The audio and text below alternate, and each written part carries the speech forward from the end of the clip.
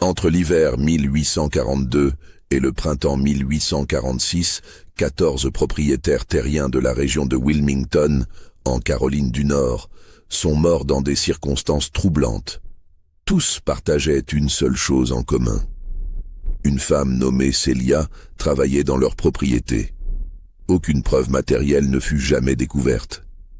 Aucun procès ne fut jamais instruit. Mais les registres paroissiaux, les lettres privées et les inventaires de plantations racontent une histoire que les autorités de l'époque ont choisi d'enterrer dans le silence. Avant de plonger dans ce mystère qui a hanté la côte atlantique américaine pendant des décennies, abonnez-vous à cette chaîne et dites-nous en commentaire de quelle ville vous nous écoutez. Nous recevons des auditeurs du monde entier et chaque histoire mérite d'être partagée. L'année 1842 marquait une période de prospérité économique fragile dans le comté de New Hanover, en Caroline du Nord. Wilmington, port stratégique sur la rivière Cape Fear, était devenu un centre névralgique du commerce du coton, de la térébenthine et du bois naval.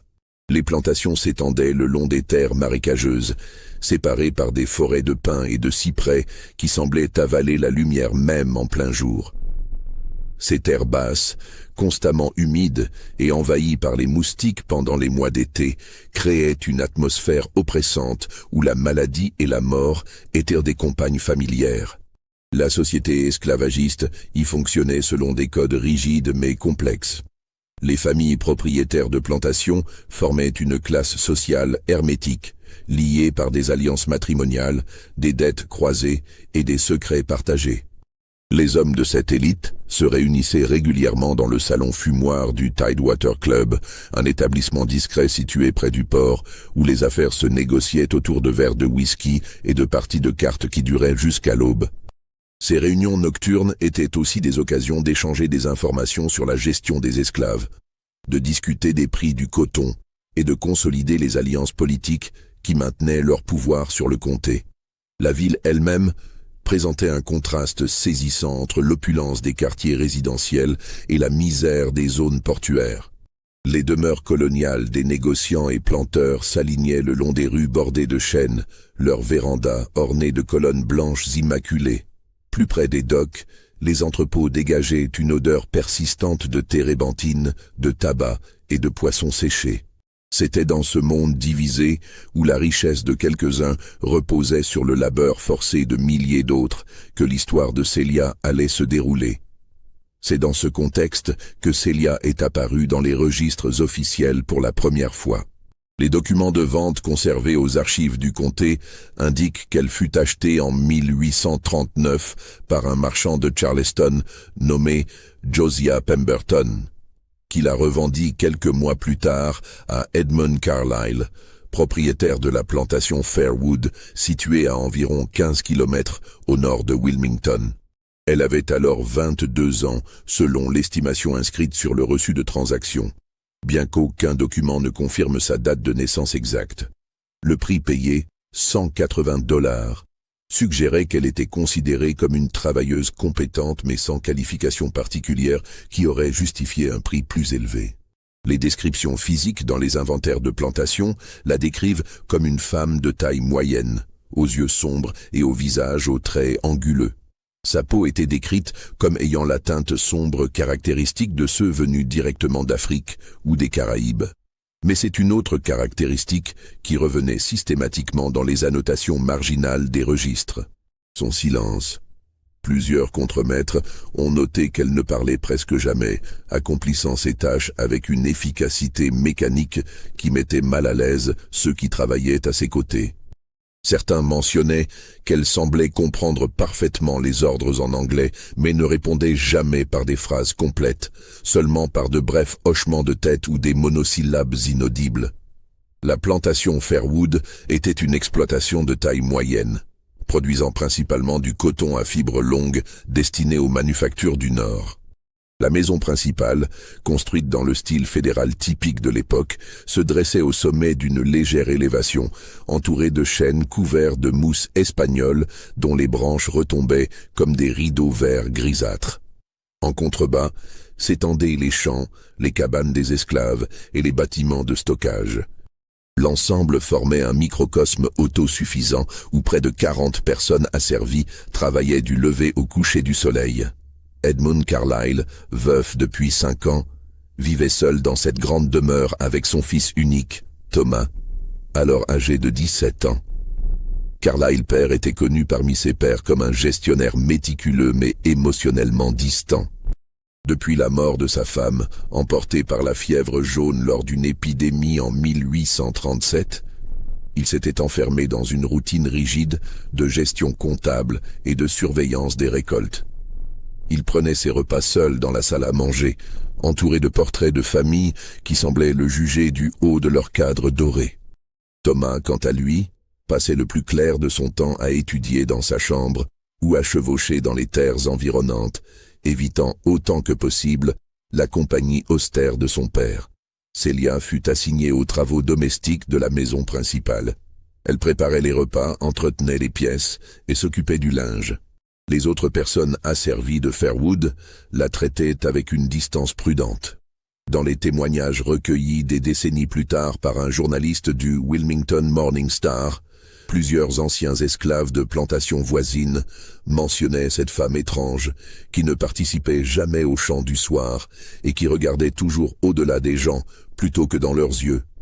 Une femme nommée Dinah, qui avait travaillé brièvement aux cuisines de Fairwood avant d'être vendue à une plantation voisine, décrivait Célia comme quelqu'un qui bougeait dans la maison comme une ombre, accomplissant ses tâches avec une précision inquiétante, mais sans jamais établir de véritable contact humain avec qui que ce soit.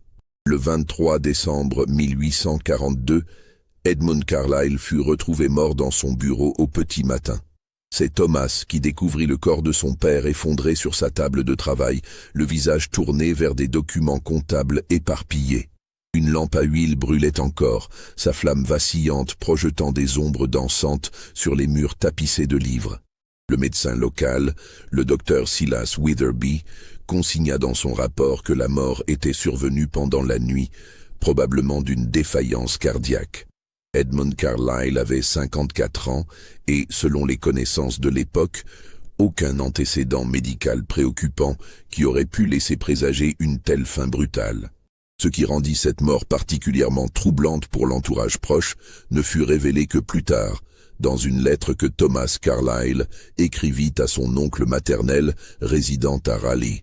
Dans cette correspondance conservée dans une collection privée et récemment numérisée par les archives d'État, le jeune homme décrivait un détail qu'il n'avait pas mentionné au docteur Witherby.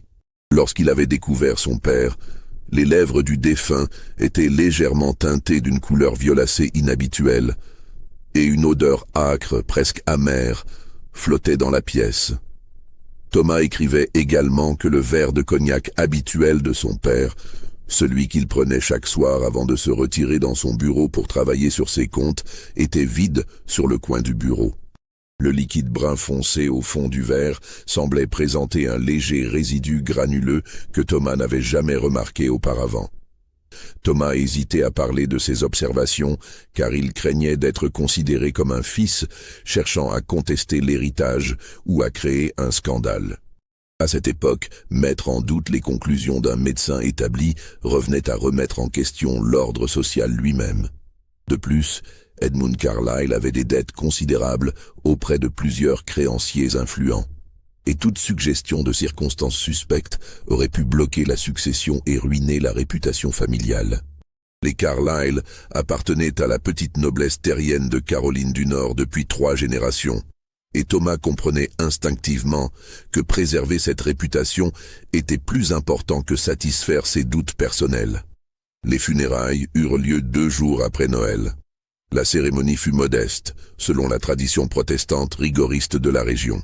Edmund Carlyle fut enterré dans le petit cimetière familial situé derrière la propriété, sous un magnolia que sa défunte épouse avait planté 20 ans plus tôt.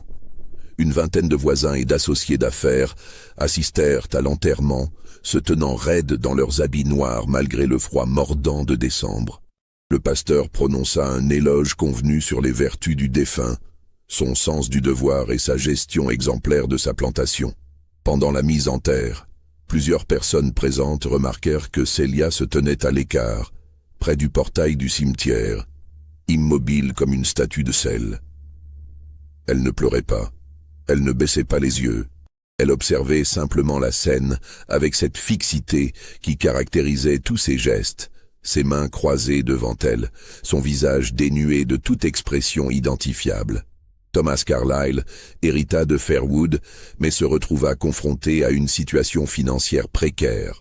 Les récoltes de l'année avaient été médiocres, affectées par une sécheresse printanière suivie d'orages violents en septembre qui avaient endommagé une partie substantielle des plants de coton. Les dettes de son père s'élevaient à plus de 3000 $, une somme considérable pour l'époque, due principalement à des investissements spéculatifs malheureux dans le commerce maritime. Incapable de gérer seul l'exploitation et pressé par les créanciers qui exigeaient des paiements immédiats, il prit la décision de vendre une partie des personnes asservies pour honorer les créanciers les plus pressants. C'est ainsi qu'en février 1843, Celia fut vendue à Nathaniel Grantham, propriétaire de la plantation Riverside, située plus à l'est, près des marécages de la rivière Cape Fear. Nathaniel Grantham était un homme connu pour son caractère irascible et ses méthodes de gestion brutales. Sa plantation produisait principalement de la térébenthine extraite des pins. Un commerce lucratif mais éprouvant qui nécessitait un travail constant dans des conditions difficiles. Les esclaves devaient entailler l'écorce des pins géants, collecter la résine poisseuse dans des pots en terre cuite, puis la transporter vers les distilleries où elle était transformée en térébenthine et en goudron. Le travail était physiquement épuisant et dangereux, les vapeurs toxiques provoquant fréquemment des maux de tête, des vertiges et des maladies respiratoires chroniques. Grantham vivait avec sa seconde épouse, Martha, une femme discrète qui passait le plus clair de son temps dans les pièces du premier étage de leur demeure, évitant autant que possible les affaires de la plantation et les colères fréquentes de son mari. Celia fut assignée aux cuisines de Riverside. Les autres domestiques remarquèrent immédiatement son arrivée, non seulement à cause de sa réputation de silence, mais aussi parce qu'elle semblait accomplir ses tâches avec une précision dérangeante. Elle mesurait les ingrédients au grain près, coupait les légumes en morceaux d'une régularité mathématique et nettoyait les ustensiles jusqu'à ce qu'ils brillent comme des miroirs. Cette perfection méthodique créait un malaise diffus parmi le personnel. Une cuisinière plus âgée, qui supervisait le travail de Celia, mentionna à une connaissance que cette nouvelle venue lui donnait l'impression d'observer un automate plutôt qu'un être humain. Elle accomplissait chaque geste avec une efficacité mécanique, sans jamais se plaindre, sans jamais ralentir, sans jamais manifester la moindre émotion. Le 15 mai 1843, soit 3 mois exactement après l'arrivée de Celia à Riverside, Nathaniel Grantham tomba malade. Les symptômes apparurent brutalement pendant le dîner. Des crampes abdominales violentes, suivies de vomissements incoercibles et d'une transpiration froide qui trempait ses vêtements. Martha, paniquée, fit appeler immédiatement le docteur Witherby, qui résidait à environ 8 kilomètres de la plantation. Le médecin arriva 2 heures plus tard, trouvant Grantham dans un état de détresse aiguë, le visage cireux et les membres agités de spasmes incontrôlables. Il diagnostiqua une intoxication alimentaire sévère, probablement causée par de la viande avariée, une conclusion courante à une époque où la réfrigération n'existait pas et où les aliments se détérioraient rapidement dans le climat humide de Caroline du Nord. Malgré les saignées et les purgatifs administrés selon les pratiques médicales de l'époque, Grantham mourut avant l'aube, son corps épuisé par les convulsions et la déshydratation. Martha Grantham insista pour faire examiner les réserves de nourriture. Le docteur Witherby inspecta sommairement la cuisine, mais ne trouva rien d'anormal. Les viandes semblaient correctement conservées dans le garde-manger, les légumes frais et les réserves de grains exemptes de moisissures. Les restes du repas furent jetés aux cochons, qui les dévorèrent, sans présenter le moindre symptôme, ce qui sembla confirmer que la nourriture elle-même n'était pas la cause de la mort. L'affaire fut classée comme une tragédie malheureuse, mais naturelle. Nathaniel Grantham avait 51 ans et, selon les standards de l'époque, avait vécu une vie relativement longue pour un homme soumis au stress constant de la gestion d'une plantation. Ce qui ne figura jamais dans aucun rapport officiel, mais qui fut murmuré entre les domestiques de Riverside, c'est que Celia avait préparé le repas ce soir-là. Plus troublant encore, elle avait spécifiquement servi à Nathaniel Grantham une assiette différente de celle de son épouse, expliquant que le maître préférait la viande plus saignante et assaisonnée différemment. Martha Grantham n'avait mangé que des légumes et du pain, car elle suivait un régime végétarien partiel sur recommandation médicale pour traiter des troubles digestifs chroniques. Plusieurs domestiques se rappelaient avoir vu Celia préparer séparément l'assiette de Grantham dans un coin de la cuisine, ajoutant des herbes et des épices d'une jarre particulière qu'elle gardait près d'elle. Après la mort de Grantham, sa plantation fut rachetée par un consortium de créanciers qui cherchaient à récupérer les sommes considérables qu'il leur devait. Les personnes asservies furent dispersées lors d'une vente aux enchères organisée devant le tribunal du comté, un événement brutal où les familles furent séparées et où les êtres humains furent évalués comme du bétail. Celia fut acquise par un planteur de tabac nommé Leonard Hutchins, dont la propriété se situait dans l'arrière-pays, à la frontière avec le comté de Pender, une région encore plus isolée et reculée que les zones côtières. Ce qui aurait dû rester 2 incidents isolés, 2 morts naturelles séparées par le hasard et la géographie, allait révéler un schéma beaucoup plus inquiétant au cours des mois suivants. Mais à ce stade, personne n'avait encore fait le lien. Les morts d'Edmund Carlyle et de Nathaniel Grantham n'étaient que 2 noms de plus dans les registres mortuaires d'une époque où la médecine restait primitive et où la mort frappait souvent sans prévenir. Pourtant, dans les cuisines et les cabanes, parmi ceux qui n'avaient pas le droit de témoigner devant la loi, des regards commençaient à se croiser avec une compréhension silencieuse. Un nom circulait déjà dans les murmures échangés entre les esclaves des plantations voisines. Celia, celle qui apporte le silence.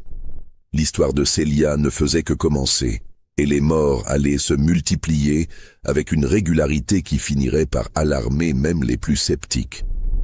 Leonard Hutchins dirigeait une exploitation de taille modeste, spécialisée dans la culture du tabac. C'était un homme méticuleux qui tenait ses propres registres comptables et supervisait personnellement chaque aspect de sa plantation, baptisée Thornridge, en référence aux haies d'épines qui délimitaient les terres. Contrairement à beaucoup de ses pairs, Hutchins ne fréquentait pas le Tidewater Club ni les cercles sociaux de Wilmington. Il préférait l'isolement de sa propriété, où il vivait avec sa sœur cadette, Abigail, qui n'avait jamais trouvé de mari malgré sa dot convenable et son éducation raffinée. Abigail avait 35 ans et s'était résignée à son statut de vieille fille, consacrant son existence à la gestion de la maison et à la lecture extensive de romans et de traités de botanique qu'elle commandait depuis Boston. Celia arriva à Thornridge en juillet 1843. Elle fut affectée aux travaux des champs pendant les premières semaines. Une décision inhabituelle pour une femme qui avait jusqu'alors servi dans les maisons principales. Hutchins, pragmatique et économe, estimait que tous les esclaves devaient contribuer aux récoltes pendant les périodes critiques. Mais en août, lorsque la cuisinière habituelle tomba gravement malade d'une fièvre typhoïde qui l'emporta en moins d'1 semaine, Celia fut transférée aux cuisines par nécessité pratique.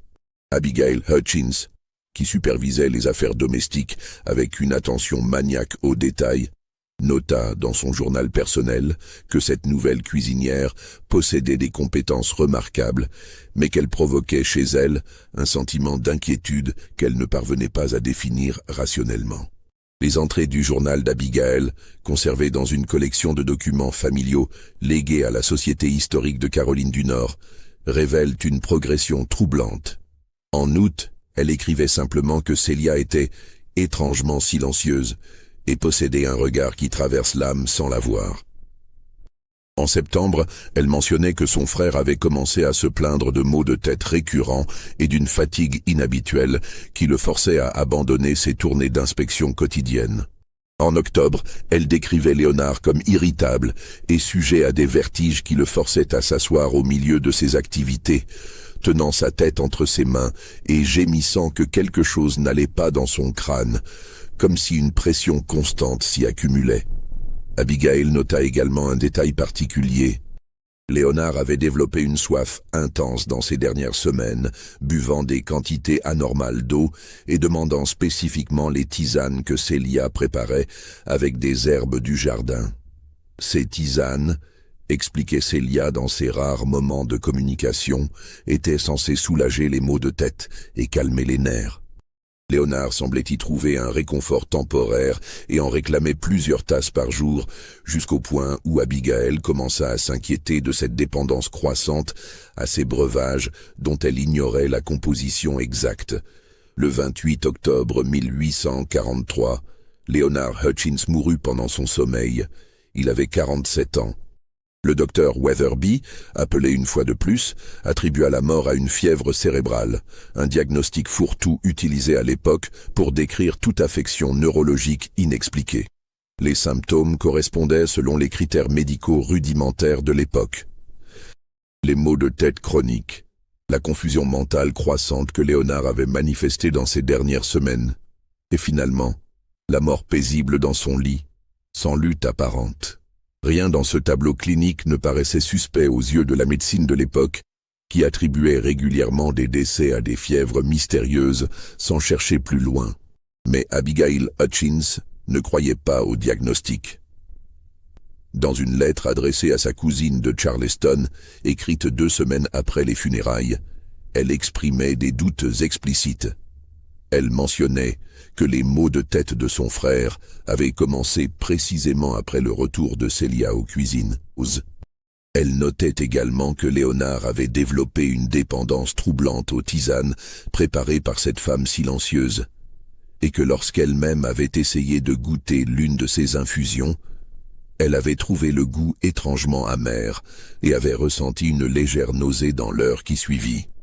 Surtout, elle décrivait comment elle avait elle-même commencé à ressentir des malaises après avoir consommé certains repas préparés par Célia, des nausées qui disparaissaient mystérieusement lorsqu'elle prenait ses repas chez des voisins ou se contentait de pain et de fruits qu'elle choisissait elle-même dans le verger.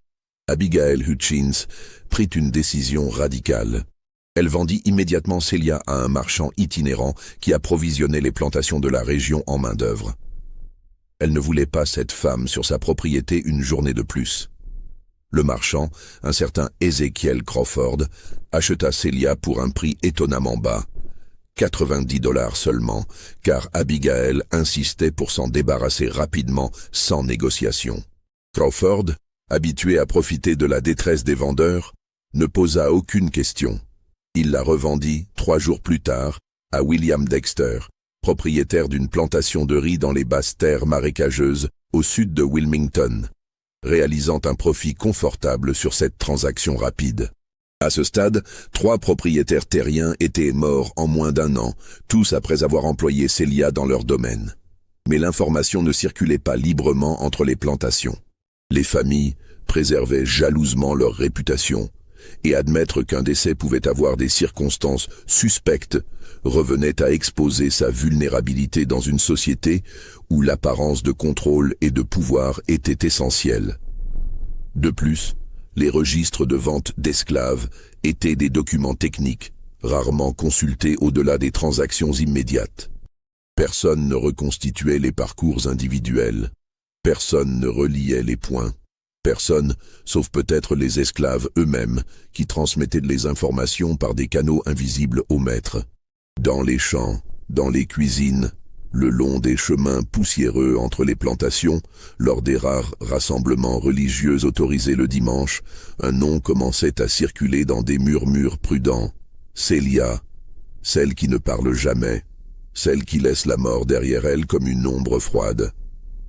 William Dexter était considéré comme l'un des planteurs les plus prospères du comté. Sa plantation, baptisée Marshland, produisait du riz de haute qualité grâce aux terres marécageuses particulièrement fertiles de la région. Le riz de Caroline exigeait un système complexe d'irrigation et de drainage, une expertise que Dexter avait perfectionnée au fil des années. Il avait la réputation d'être un gestionnaire compétent mais distant, qui passait plus de temps dans son bureau à gérer ses investissements diversifiés qu'à superviser directement les champs. Il était marié à Eleanor, une femme issue d'une famille influente de Charleston, dont le père possédait plusieurs navires marchands, et ils avaient 3 enfants, dont le plus jeune n'avait que 6 ans. Celia fut assignée aux travaux de blanchisserie et d'entretien du linge à Marshland, une tâche moins visible que la cuisine, mais qui lui donnait accès à la maison principale et à ses occupants. Pendant les 2 premiers mois, tout sembla se dérouler normalement. Dexter continuait ses activités habituelles. Eleanor supervisait l'éducation des enfants avec une gouvernante venue de Virginie et la plantation fonctionnait avec l'efficacité bien huilée d'une machine prospère. Mais en janvier 1844, William Dexter développa une toux persistante accompagnée de difficultés respiratoires.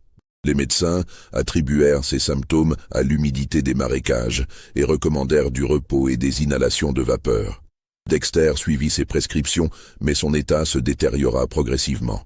La toux s'aggravait chaque nuit, le réveillant dans des accès suffocants qui le laissaient haletant et épuisé. Il commença à cracher du sang en petite quantité, un signe que les médecins interprétaient comme une consomption avancée, bien que Dexter n'ait jamais manifesté de symptômes de tuberculose auparavant. Le 8 février, il mourut d'une insuffisance respiratoire que le docteur Weatherby qualifia de pneumonie aiguë compliquée d'hémorragie pulmonaire. Eleanor Dexter vendit rapidement ses liens, refusant de donner des explications détaillées. Lorsque l'agent qui gérait la vente lui demanda pourquoi elle se séparait d'une blanchisseuse apparemment compétente, elle répondit simplement d'une voix tendue qu'elle ne voulait plus voir cette femme dans sa propriété. Les rumeurs commençaient à circuler, des chuchotements prudents lors des réceptions mondaines de Wilmington.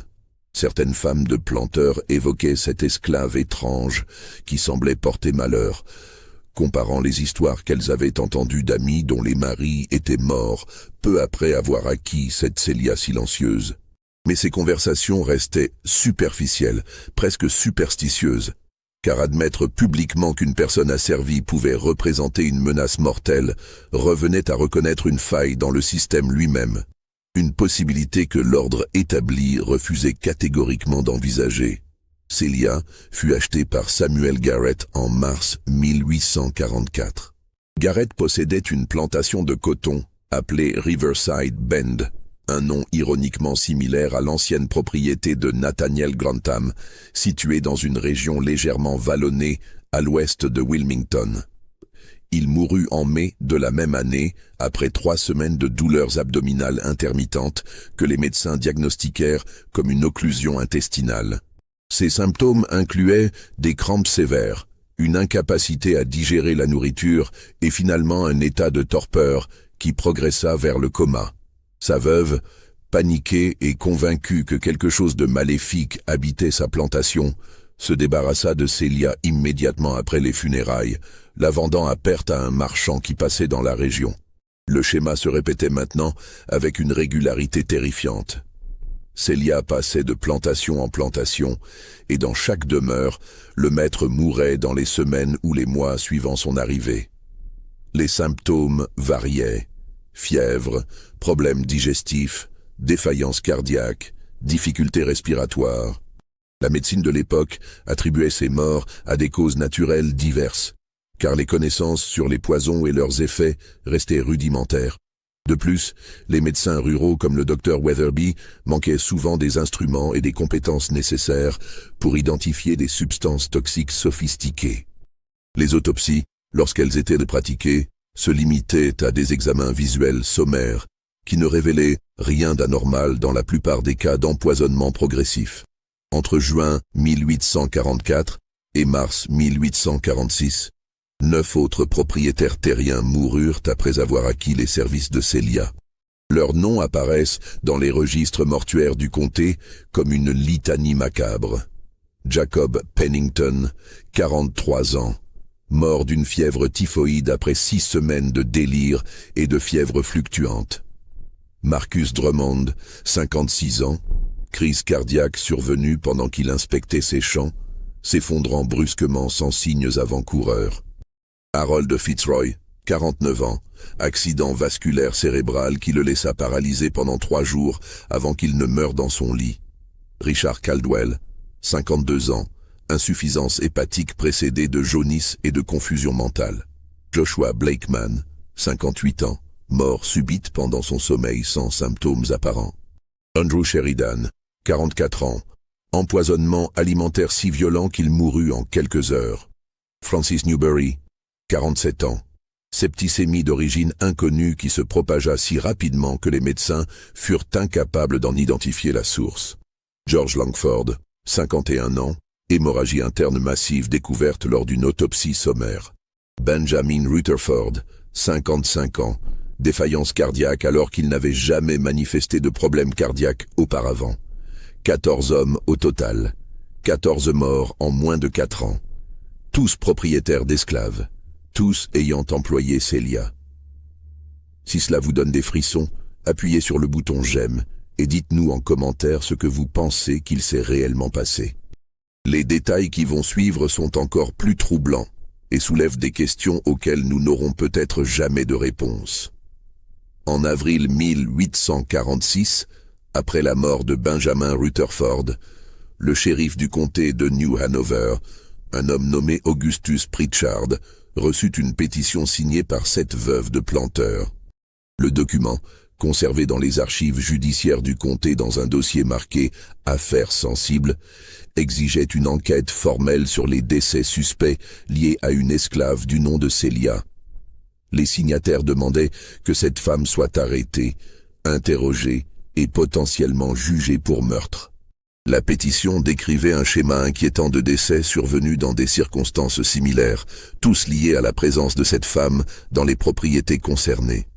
Le shérif Pritchard se trouvait dans une position délicate. D'une part, ignorer une pétition signée par des femmes de l'élite sociale locale était politiquement dangereux.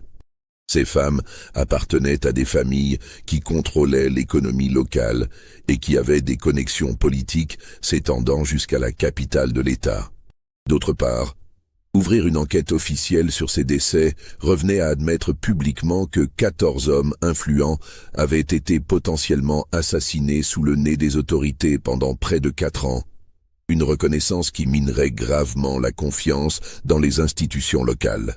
Cela aurait créé un scandale retentissant et soulevé des questions embarrassantes sur la compétence des forces de l'ordre, du système médical local et du système esclavagiste lui-même. Pritchard ordonna néanmoins une enquête discrète. Il confia la mission à son adjoint, Robert Claiborne, un homme méthodique dans la trentaine qui avait acquis une réputation de rigueur dans les investigations, en lui demandant de rassembler des informations sans attirer l'attention publique. Claiborne passa 3 semaines à interroger des témoins, à consulter des registres de vente et à reconstituer le parcours de Celia à travers les plantations du comté. Il visita chacune des 14 propriétés, examina les registres médicaux disponibles, interrogea les médecins qui avaient traité les victimes et parla discrètement avec des esclaves et des domestiques qui avaient côtoyé Celia.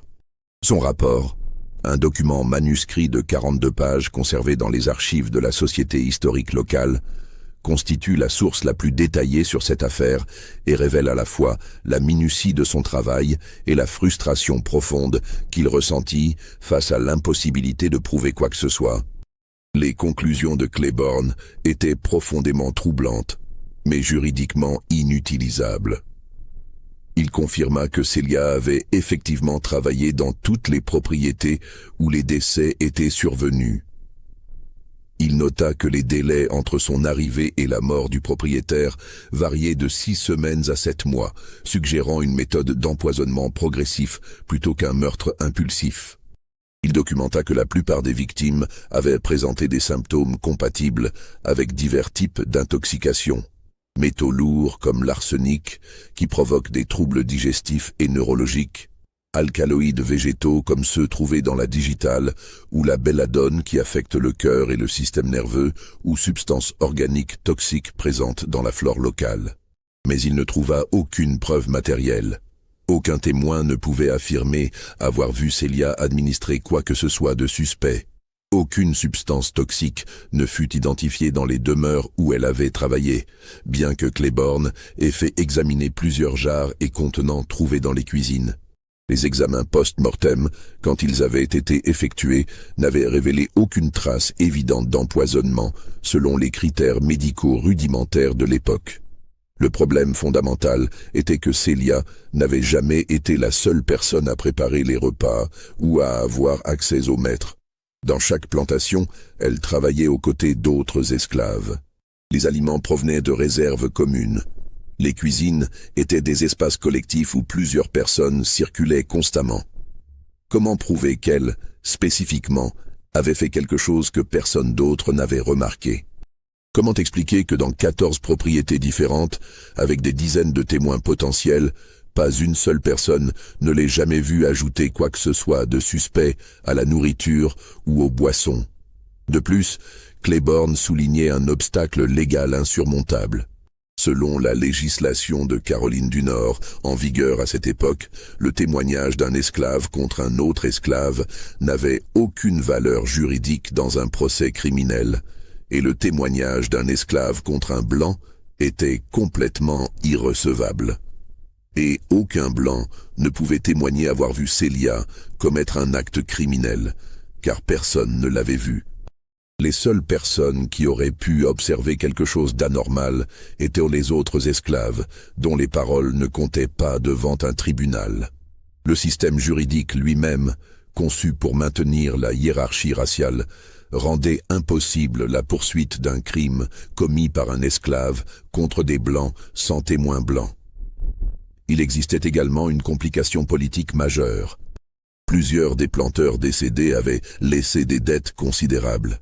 Leur succession était disputée par des créanciers qui n'avaient aucun intérêt à ce qu'un scandale de meurtre complique davantage les procédures d'héritage déjà complexes.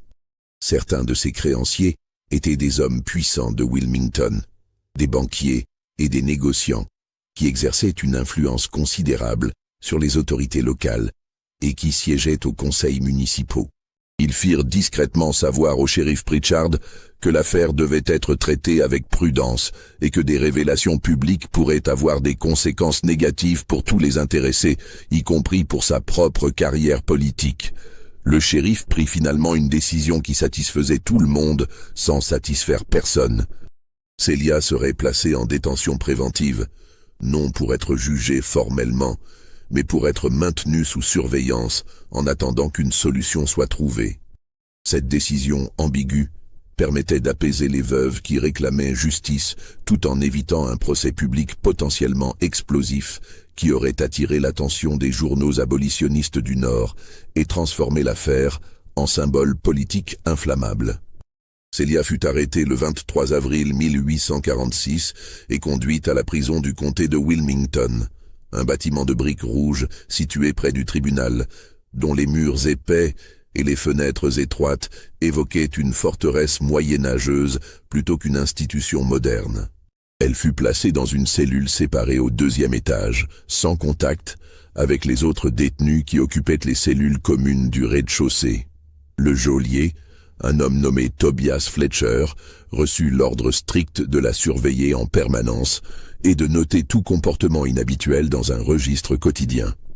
Fletcher, un ancien marin devenu fonctionnaire après avoir perdu une jambe dans un accident de bateau, prenait ses responsabilités au sérieux et consignait méticuleusement chaque détail de la routine de sa prisonnière. Les rapports quotidiens de Fletcher, consignés dans un registre pénitentiaire miraculeusement préservé et récemment numérisé, décrivent une détenue d'une immobilité déconcertante. Celia restait assise sur sa paillasse pendant des heures sans bouger, le regard fixé sur le mur de pierre devant elle, ses mains posées sur ses genoux dans une position qui ne variait jamais. Elle mangeait très peu, seulement ce qui était strictement nécessaire pour survivre, prenant de petites bouchées mécaniques sans jamais manifester de plaisir ou de dégoût. Elle ne parlait jamais, même lorsque Fletcher lui posait des questions directes sur ses besoins basiques ou son état de santé. Lorsqu'elle devait communiquer quelque chose, elle se contentait de gestes minimalistes ou de hochements de tête à peine perceptibles. Le shérif Pritchard tenta à plusieurs reprises de l'interroger, espérant obtenir des aveux ou au moins une explication qui lui permettrait de clore l'affaire de manière satisfaisante. Il voulait comprendre qui elle était vraiment. d'où elle venait avant d'être vendue à Edmund Carlyle en 1839, comment elle avait acquis ses connaissances en cuisine et en préparation d'herbes médicinales. Il espérait découvrir un mobile, une raison qui rendrait ses morts compréhensibles dans le cadre de la logique humaine. Mais Celia ne répondait à aucune question. Elle ne niait rien, elle ne confirmait rien. Elle ne manifestait aucune émotion, ni culpabilité, ni défiance. Elle restait simplement assise, les mains posées sur ses genoux, respirant silencieusement, son regard fixé sur un point invisible au-delà des murs de pierre. Cette absence totale de réaction frustrait profondément Pritchard, habitué aux criminels qui niaient leurs crimes avec véhémence ou qui se confessaient dans l'espoir de clémence. Dans une lettre privée adressée au procureur du district, il écrivait qu'interroger Celia revenait à parler à une statue de granit. Il mentionnait également un détail troublant qui le hantait.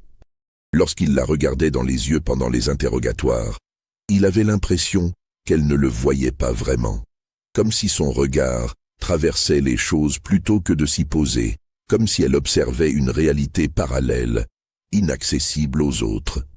Des rumeurs commencèrent à circuler dans Wilmington, alimentées par le mystère qui entourait cette prisonnière silencieuse. Certains affirmaient que Celia était une sorcière qui avait vendu son âme au diable en échange de pouvoirs maléfiques. D'autres prétendaient qu'elle pratiquait des rituels vaudous appris dans les Caraïbes, invoquant des esprits malveillants pour maudire ses maîtres. Ces spéculations étaient alimentées par le fait que personne ne connaissait véritablement son origine. Les registres de vente indiquaient seulement qu'elle avait été achetée à Charleston, mais d'où venait-elle avant cela? Avait-elle été importée directement d'Afrique lors de la traite clandestine qui continuait malgré son interdiction officielle? Avait-elle transité par les plantations des Antilles où les esclaves conservaient des traditions spirituelles africaines que les planteurs américains redoutaient? Ces questions restaient sans réponse, alimentant les fantasmes et les peurs de la population blanche. Le révérend Jonathan Carver, ministre presbytérien qui officiait comme aumônier à la prison, tenta d'obtenir des confessions de Celia dans l'espoir de sauver son âme de la damnation éternelle. Pendant 6 semaines, il lui rendit visite quotidiennement, lisant des passages de la Bible et la suppliant de se repentir de ses péchés pour trouver le pardon divin.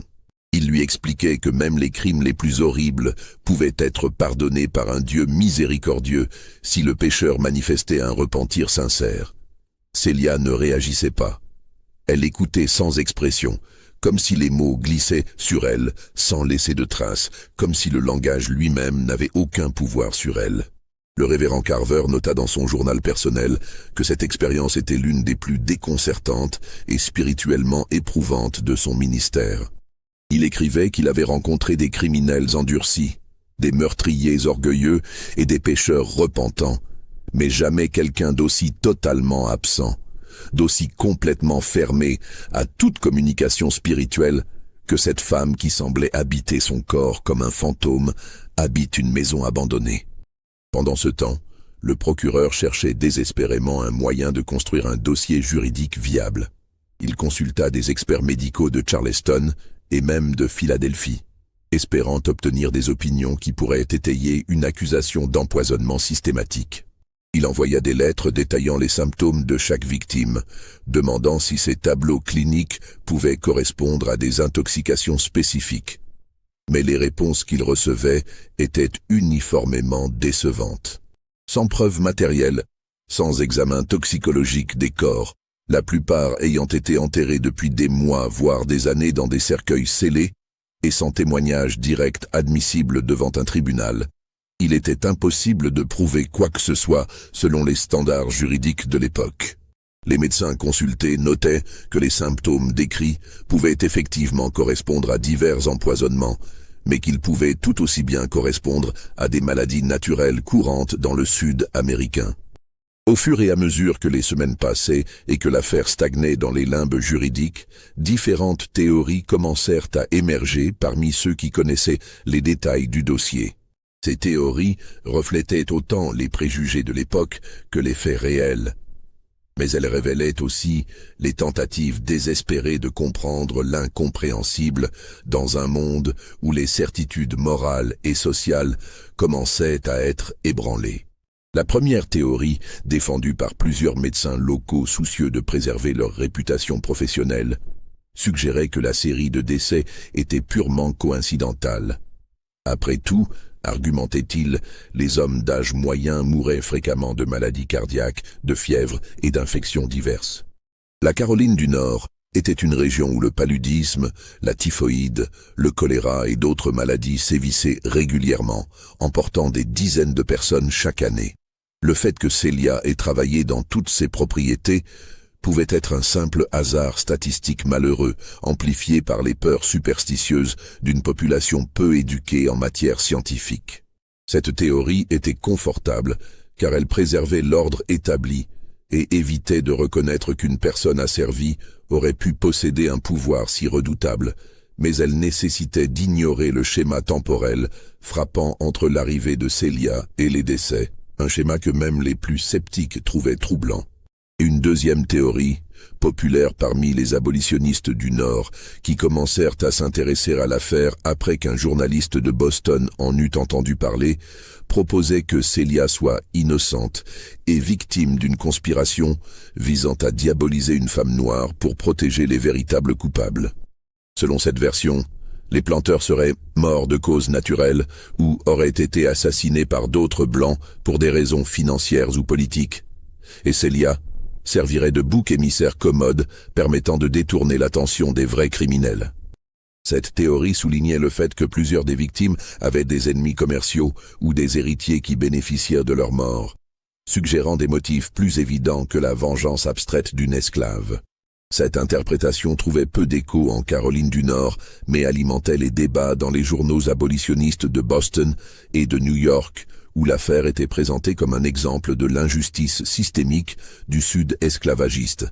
Une troisième théorie, murmurée dans les cercles privés de Wilmington par ceux qui cherchaient des explications plus complexes, suggérait que Celia était effectivement une meurtrière, mais qu'elle agissait sur ordre de quelqu'un d'autre. Peut-être un groupe d'esclaves révolutionnaires qui cherchait à déstabiliser le système esclavagiste en éliminant systématiquement des propriétaires. Ou peut-être un rival commercial qui utilisait Celia comme arme pour éliminer la concurrence dans l'industrie du coton et de la térébenthine. Cette théorie du complot séduisait ceux qui ne pouvaient pas accepter qu'une seule personne asservie, probablement illettrée et sans ressources apparentes, puisse accomplir autant de morts sans aide extérieure. Elle permettait de préserver la fiction que les esclaves, individuellement, n'étaient pas dangereux. Même si organisés, ils pouvaient représenter une menace collective. La quatrième théorie, la plus troublante et la plus rarement exprimée publiquement car elle remettait en question les fondements mêmes du système esclavagiste, était que Celia avait effectivement tué ces hommes, seule, méthodiquement, et qu'elle possédait des connaissances en matière de poison qui dépassaient de loin tout ce que les Blancs de la région pouvaient imaginer. Cette théorie soulevait des questions terrifiantes. Où avait-elle acquis ce savoir? Comment avait-elle pu identifier, préparer et administrer des substances toxiques de manière si discrète que personne ne l'avait jamais surprise? Comment avait-elle su doser les poisons pour varier les symptômes et éviter qu'un schéma évident n'émerge? Et surtout, pourquoi? Quel pouvait être son mobile pour tuer des hommes qu'elle ne connaissait pas avant de travailler pour eux, des hommes qui lui étaient pour la plupart indifférents au-delà de leur statut commun de maître? Le mobile était le point le plus débattu et le plus insaisissable. Certains pensaient qu'elle agissait par vengeance généralisée contre tous les propriétaires d'esclaves, une haine si profonde et si absolue qu'elle transcendait les circonstances individuelles. D'autres suggéraient qu'elle avait peut-être été violentée ou torturée par Edmund Carlyle, le premier à mourir, et que cela avait déclenché une spirale de violence qu'elle ne pouvait plus arrêter, chaque meurtre rendant le suivant plus facile psychologiquement. Quelques-uns proposaient une explication plus pragmatique. Peut-être avait-elle découvert qu'en tuant ses maîtres, elle était rapidement revendue et pouvait ainsi éviter les travaux des champs les plus épuisants, échapper à des situations particulièrement brutales, ou simplement maintenir une forme de contrôle sur sa propre existence dans un monde où elle n'avait aucun pouvoir officiel. Un médecin de Charleston, le docteur Hamilton Pierce, qui avait étudié en Europe et possédait des connaissances plus avancées en toxicologie que ses confrères ruraux, fut consulté par le procureur dans le cadre de ses tentatives désespérées de construire un dossier. Dans un rapport détaillé qu'il rédigea en juin 1846, Pierce analysait les symptômes décrits pour chaque victime et proposait des substances qui auraient pu les provoquer avec une précision déconcertante. Il mentionnait l'arsenic blanc, facilement disponible dans les raticides de l'époque et qui, administré en petites doses répétées sur plusieurs semaines, pouvait imiter une maladie chronique progressive avec des symptômes digestifs et neurologiques. Il évoquait également divers alcaloïdes végétaux présents dans la flore locale. La digitale pourpre qui affecte le cœur et peut provoquer des arythmies mortelles. La ciguë dont les racines ressemblent à des carottes sauvages et qui paralyse progressivement le système nerveux. La belladone dont les baies séduisantes contiennent de l'atropine provoquant confusion, hallucination et finalement coma. Ce qui fascinait et effrayait Pierce dans son analyse, c'était la sophistication apparente de la méthode. Si Celia était bien responsable, elle avait fait preuve d'une connaissance remarquable de la toxicologie pratique qui rivalisait avec celle de pharmaciens professionnels. Elle avait varié les substances et les symptômes, évitant ainsi qu'un schéma évident n'émerge et qu'un médecin vigilant ne fasse le lien entre les cas. Elle avait dosé précisément pour que les victimes meurent dans des délais variables, allant de quelques jours à plusieurs mois, rendant l'identification du moment critique et de la cause exacte quasi impossible. Elle avait même, selon Pierce, probablement adapté ses méthodes en fonction de l'âge, de la constitution physique et des habitudes de chaque victime pour maximiser l'effet tout en minimisant les soupçons, choisissant des poisons à action rapide pour les hommes robustes et des intoxications progressives pour ceux déjà affaiblis. Mais d'où une femme asservie, probablement illettrée selon les standards européens, aurait-elle pu acquérir un tel savoir? Cette question hantait tous ceux qui examinaient l'affaire de près et remettait en question les préjugés raciaux fondamentaux de l'époque. Ce qui n'apparaît jamais dans les documents officiels, mais qui fut recueilli des décennies plus tard par des chercheurs et des journalistes intéressés par l'histoire locale lors de la période de reconstruction après la guerre de sécession. Ce sont les témoignages oraux des anciens esclaves de la région. Après 1865, lorsque ces personnes purent enfin parler librement sans crainte de représailles, certaines évoquèrent Celia et l'atmosphère de terreur mêlée de respect craintif qu'elle inspirait parmi la population asservie. Une femme nommée Rachel, qui avait travaillé dans une plantation voisine de Fairwood pendant les années 1840, raconta lors d'une interview en 1881 qu'elle avait vu Celia une fois lors d'un rassemblement religieux autorisé entre esclaves de différentes propriétés. Ces rares occasions où les maîtres permettaient des réunions supervisées pour des services C. Retien. Celia était restée en retrait, ne participant à aucun chant, ne priant pas, ne s'agenouillant pas pendant les invocations. Quand Rachel, poussée par la curiosité, avait essayé de lui parler et de lui demander d'où elle venait, Celia l'avait simplement regardée avec ses yeux sombres qui semblaient contenir quelque chose d'ancien et de terrible, une profondeur qui n'appartenait pas au monde ordinaire.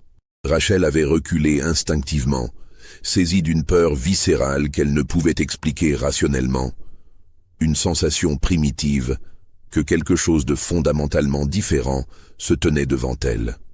Un homme nommé Samuel, qui avait brièvement travaillé au champ de térébenthine à Riverside avant la mort de Nathaniel Grantham, mentionna dans un témoignage recueilli en 1868 que les autres esclaves évitaient de contrarier Celia ou même de lui adresser la parole sans nécessité absolue. Il y avait des rumeurs selon lesquelles elle connaissait des choses venues d'Afrique, des savoirs ancestraux que les maîtres ne pouvaient ni comprendre ni contrôler, transmis secrètement de génération en génération, malgré les tentatives d'effacer toute trace de culture africaine. Samuel précisait qu'il ne croyait pas personnellement aux histoires de sorcellerie ou de malédiction. Mais il admettait que Celia possédait clairement une connaissance des plantes et de leurs propriétés médicinales et toxiques, que personne d'autre ne détenait. Une expertise qui suggérait un enseignement systématique plutôt que des connaissances acquises par hasard. Une autre source, un récit fragmentaire recueilli par un folkloriste en 1887 auprès d'une femme très âgée qui prétendait avoir connu Celia dans sa jeunesse, mentionnait une tradition orale parmi les descendants d'esclaves de la région, celle d'une femme silencieuse qui apportait la justice là où la loi n'existait pas pour les opprimés. Dans cette version presque mythologique, Celia n'était pas une meurtrière aveugle frappant au hasard, mais une justicière qui ne frappait que ceux qui avaient commis des actes particulièrement cruels envers les personnes asservies. Les 14 hommes qu'elle avait tués auraient tous partagé un secret ténébreux. Une culpabilité commune qui justifiait leur élimination aux yeux d'une justice supérieure à celle des tribunaux humains. Cette théorie trouvait un certain écho dans les recherches menées par l'adjoint Claiborne lors de son enquête. En examinant minutieusement les antécédents des victimes, il avait noté que plusieurs d'entre elles avaient des réputations troublantes concernant leur traitement des esclaves. Des histoires chuchotées que personne n'osait répéter publiquement, mais que tout le monde connaissait. Edmund Carlyle avait été poursuivi en justice en 1838 par un voisin pour cruauté excessive envers un jeune esclave de 13 ans qu'il avait fouetté si violemment que l'enfant était resté alité pendant 2 semaines, bien que les charges aient été finalement abandonnées après un arrangement financier discret. Nathaniel Grantham était connu pour séparer systématiquement les familles lors des ventes. Une pratique légale mais particulièrement déchirante qui brisait les liens familiaux sans aucune considération pour la souffrance causée. Leonard Hutchins avait un contremaître réputé pour sa brutalité sadique, et certains murmuraient que Hutchins fermait les yeux volontairement sur les abus car cela maintenait une atmosphère de terreur efficace pour la productivité. Plusieurs autres victimes appartenaient au même cercle social restreint, fréquentaient le même club exclusif, partageaient des investissements communs dans le commerce des esclaves et formaient une sorte de confrérie informelle dont les activités exactes restaient opaques. Existait-il un lien plus profond entre ces hommes au-delà de leur statut commun de propriétaires terriens? Avaient-ils participé ensemble à quelque chose de suffisamment grave pour justifier une vengeance ciblée? Les documents historiques ne permettent pas de répondre définitivement, mais le schéma suggère une possibilité troublante. Peut-être que Celia ne tuait pas au hasard des maîtres cruels, mais qu'elle suivait une liste précise établie selon des critères que nous ne comprenons pas. En août 1846, après 4 mois de détention dans des conditions spartiates qui auraient normalement brisé l'esprit de n'importe quel prisonnier, le procureur du district admit officiellement qu'il ne pouvait pas constituer un dossier suffisant pour justifier un procès formel devant jury.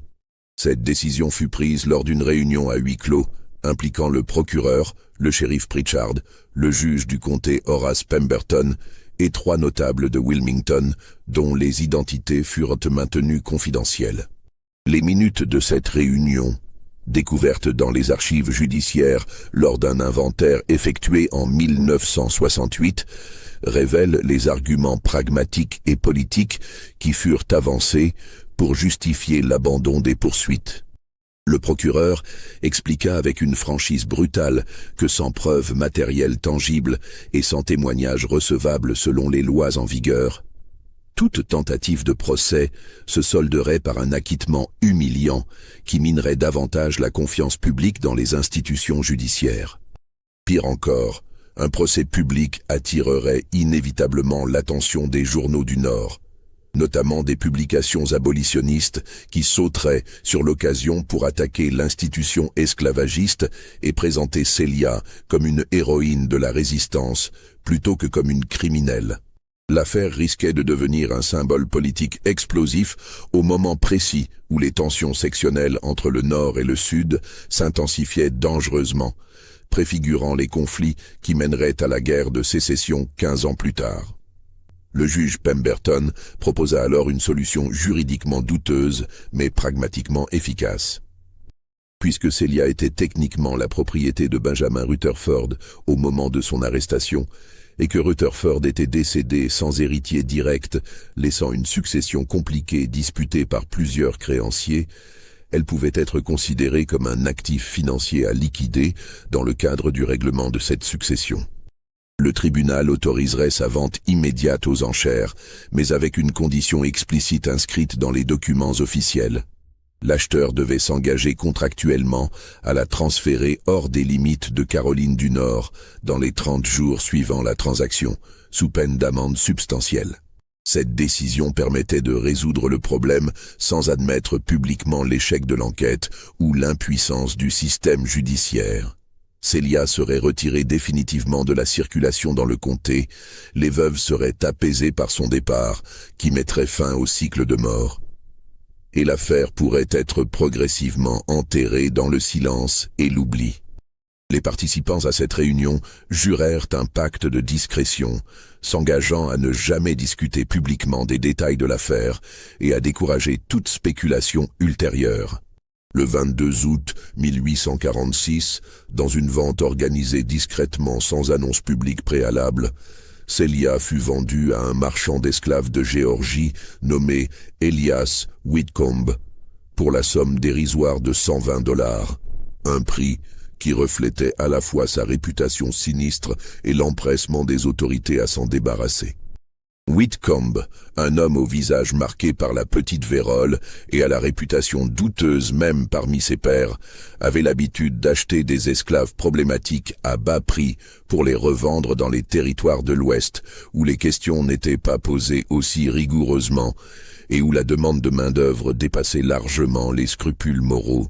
Il quitta Wilmington avec Celia le lendemain même de la transaction, voyageant vers le sud dans un wagon couvert qui contenait 6 autres esclaves achetés lors de diverses ventes dans la région.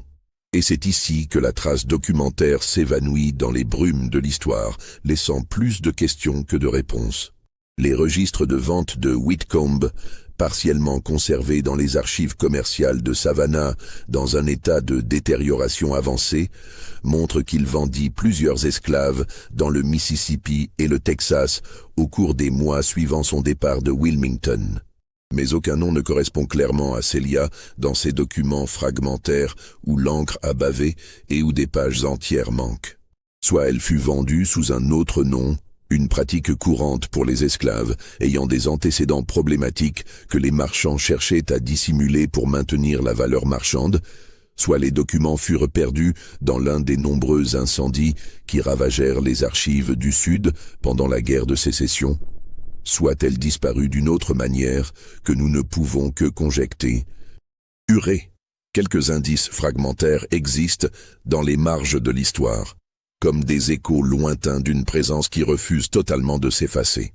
Un registre de plantation au Texas, découvert dans un grenier en 1932, mentionne en 1847 l'achat d'une femme noire silencieuse dont le nom est partiellement illisible dans le document détérioré par l'humidité, quelque chose qui pourrait se lire comme cela ou Cilia. Le propriétaire nota qu'elle refusait de parler et qu'elle inspirait une crainte inexplicable aux autres travailleurs. Il la revendit après seulement 2 mois, et le registre ne précise pas pourquoi.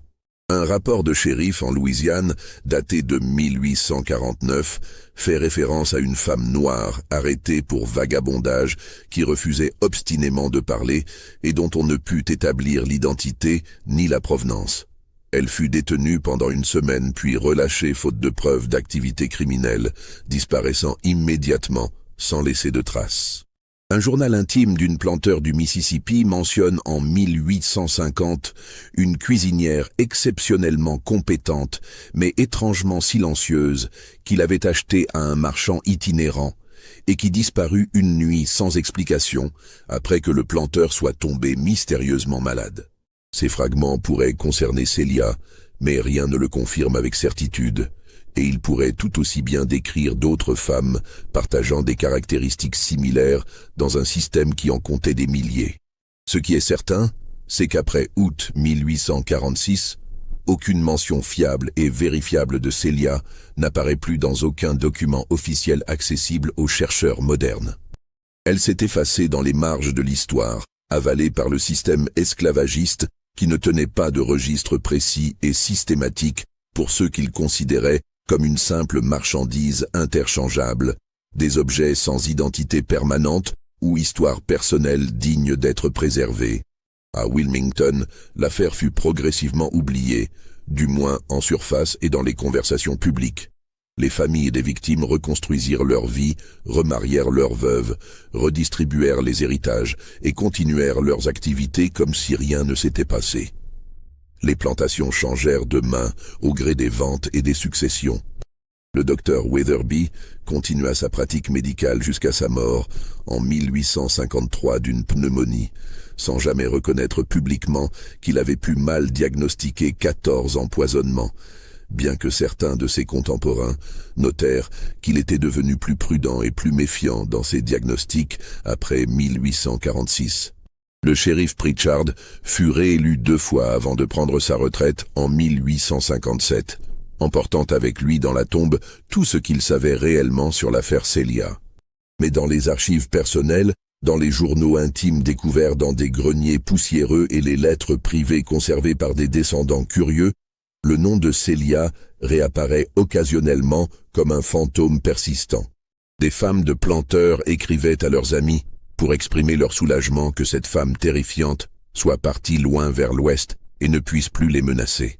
Des hommes d'affaires mentionnaient l'affaire comme un exemple troublant de la dangerosité potentielle d'une main-d'œuvre asservie qui possédait des savoirs secrets, argumentant que cela justifiait une surveillance encore plus stricte et une répression plus sévère de toute manifestation d'autonomie.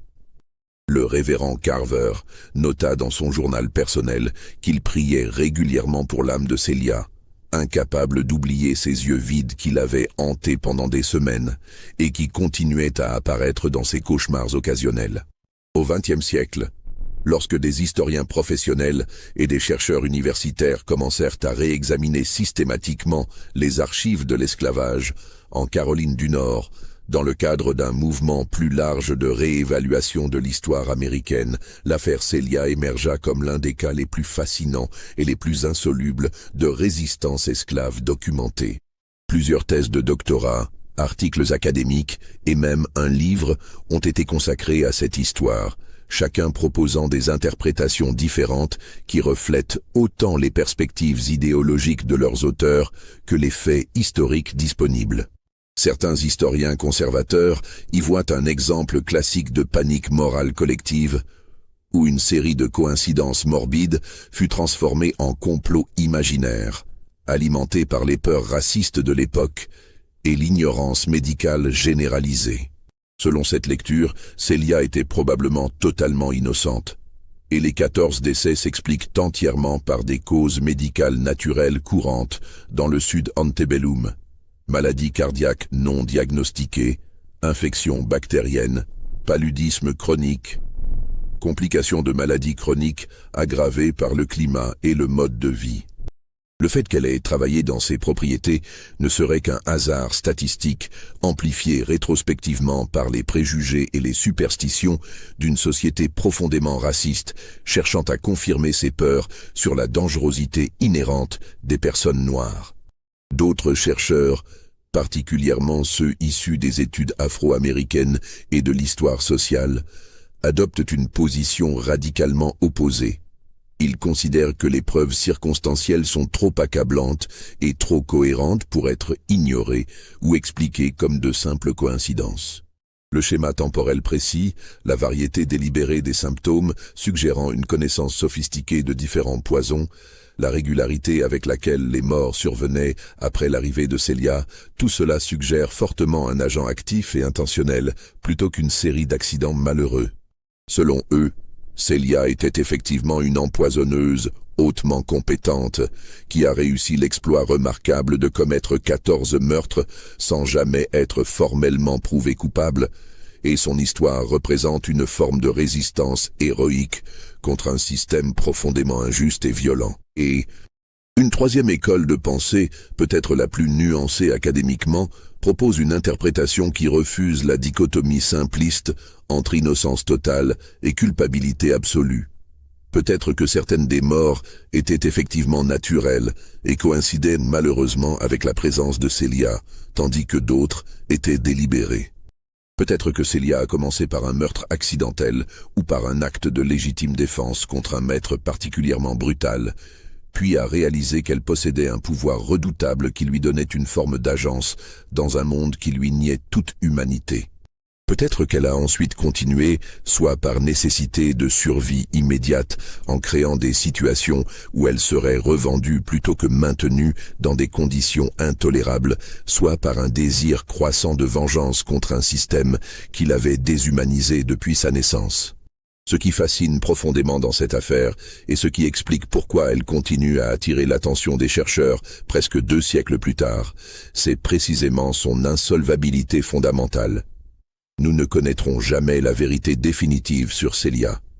Nous ne saurons jamais avec certitude si elle était une meurtrière méthodique, exécutant un plan soigneusement élaboré, une victime tragique de circonstances malheureuses et de préjugés raciaux, ou quelque chose de beaucoup plus complexe qui échappe à nos catégories morales simplistes. Les documents historiques sont trop incomplets, trop fragmentaires, trop biaisés par les préjugés de leurs auteurs pour permettre une conclusion définitive qui satisferait les standards de preuve modernes. Mais ce que nous savons avec une certitude absolue, documenté dans des registres officiels que personne ne peut contester, c'est que 14 hommes sont effectivement morts entre 1842 et 1846, que tous sans exception étaient propriétaires d'esclaves et membres de l'élite économique locale, que tous ont employé une femme nommée Celia à un moment donné dans les mois précédant leur décès, et que malgré une enquête officielle menée par des autorités motivées à trouver des réponses, personne n'a jamais pu prouver définitivement quoi que ce soit concernant sa responsabilité ou son innocence.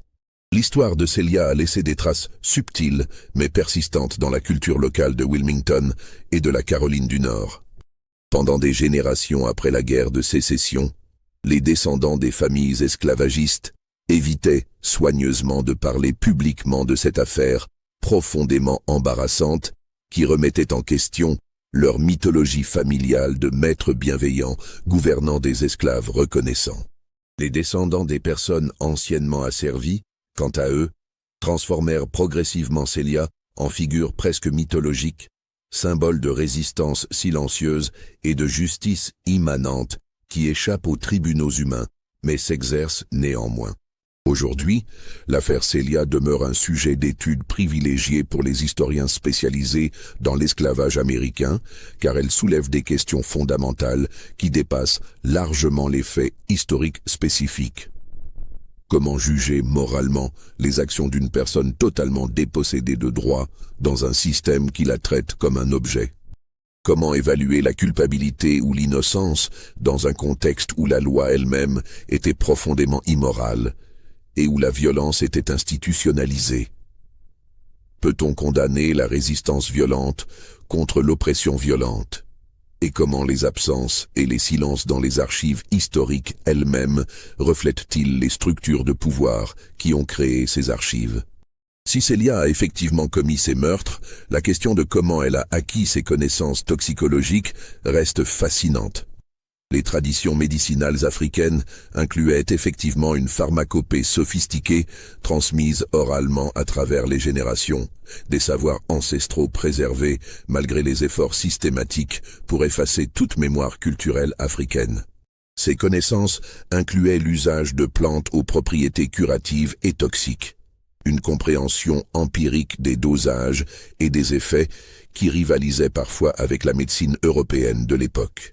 Celia aurait-elle pu apprendre ces savoirs de sa mère ou d'autres anciens avant d'être vendue en esclavage, préservant ce patrimoine immatériel, même après avoir été arrachée à sa communauté d'origine? Ou aurait-elle appris sur le tas pendant ses années de servitude, observant méthodiquement les plantes locales, expérimentant en secret sur des animaux ou peut-être sur elle-même, accumulant progressivement une expertise mortelle née de la nécessité et de la détermination.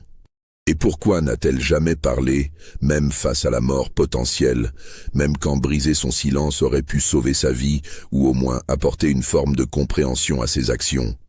Ce silence absolu, maintenu pendant des mois d'emprisonnement et d'interrogatoire, était-il une forme de résistance ultime, un refus catégorique de donner à ses oppresseurs la satisfaction d'une confession ou d'une explication qui les aurait rassurés?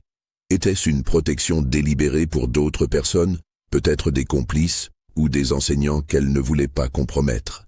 Ou était-ce simplement le choix existentiel d'une femme qui avait décidé que ses maîtres, passés et futurs, ne méritaient aucune explication, aucune justification, aucun accès à son monde intérieur? L'affaire de Celia de Wilmington nous confronte brutalement à l'ambiguïté morale intrinsèque de l'histoire de l'esclavage américain et aux limites de notre capacité à juger le passé selon nos catégories éthiques contemporaines. Si elle était coupable des crimes dont on l'accusait, peut-on vraiment condamner moralement quelqu'un qui a tué ses oppresseurs dans un système qui niait son humanité fondamentale? Le meurtre d'un maître d'esclaves par un esclave est-il un crime ou un acte de légitime défense contre une violence institutionnalisée?